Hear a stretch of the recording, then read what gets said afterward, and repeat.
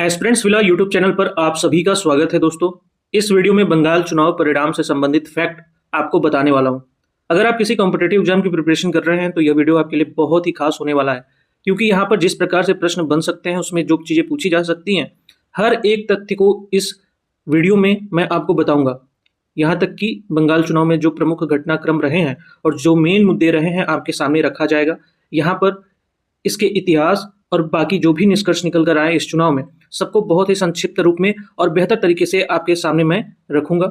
सबसे पहले मैं बात करूं 4 मई 2026 के नतीजों के बारे में, तो पश्चिम बंगाल की राजनीति में हमने एक बहुत बड़ा बदलाव देखा है।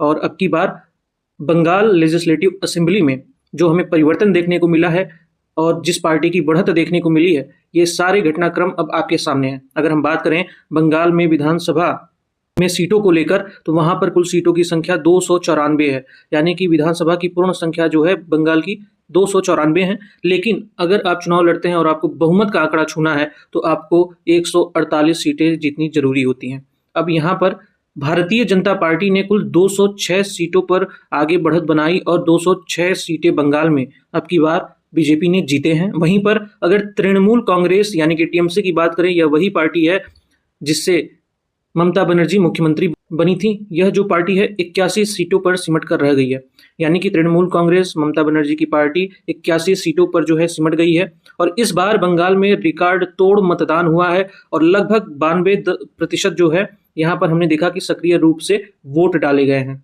यह अनुमानित रूप से पहली बार है जब बीजेपी पश्चिम बंगाल में बहुमत प्राप्त कर रही है और अब की बार सत्ता परिवर्तन होते हुए हम सभी को दिख रहा है।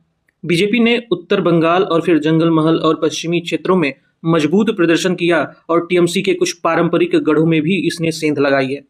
राजनीति में जब कोई सत्ताधारी पार्टी चुनाव हारती है, जैसा कि टीएमसी वहां पर 15 सालों से सत्ता में थी और अब की बार चुनाव हारी है और स्थिति बदलती है, इसे एंटी इनकम्बेंसी यानी कि सत्ता विरोधी लहर कहा जाता है। जैसे किसी क्रिकेट टीम ने रिकॉर्ड तोड़ जीत हासिल की हो, इसी तरह बीजेपी ने पश्चिम बंगाल की राजनीतिक परिदृश्य में भारी बढ़त बनाई है।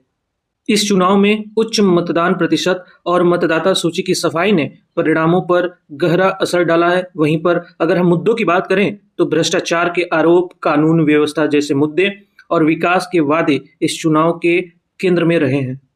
पश्चिम बंगाल विधानसभा चुनाव के इतिहास में यह पहला मौका है जब किसी गैर क्षेत्रीय पार्टी के सत्ता में आने को लेकर इतनी मजबूत रुझान दिखाई दे रही है। बीजेपी के विचारधारा से जुड़े एक प्रमुख संस्थापक डॉक्टर श्यामा प्रसाद मुखर्जी स्वयं बंगाल से थे, इसलिए इस तरह की जीत को वैचारिक रूप से महत्वपूर्ण माना जा रहा है।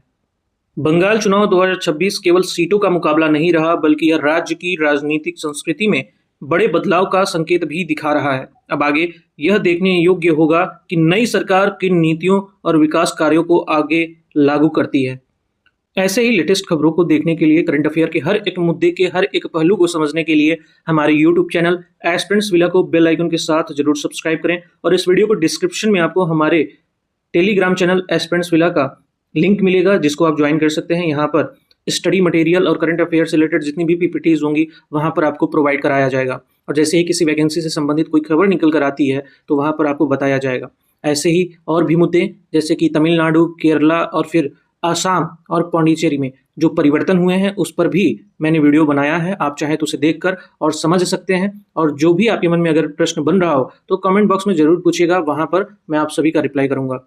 और आपके साथ ऐसे आपके दोस्त जो कि कॉम्पिटिटिव एग्जाम की प्रिपरेशन में लगे हुए हैं, उनके साथ इस वीडियो को जरूर साझा करें और इस वीडियो को लाइक करें।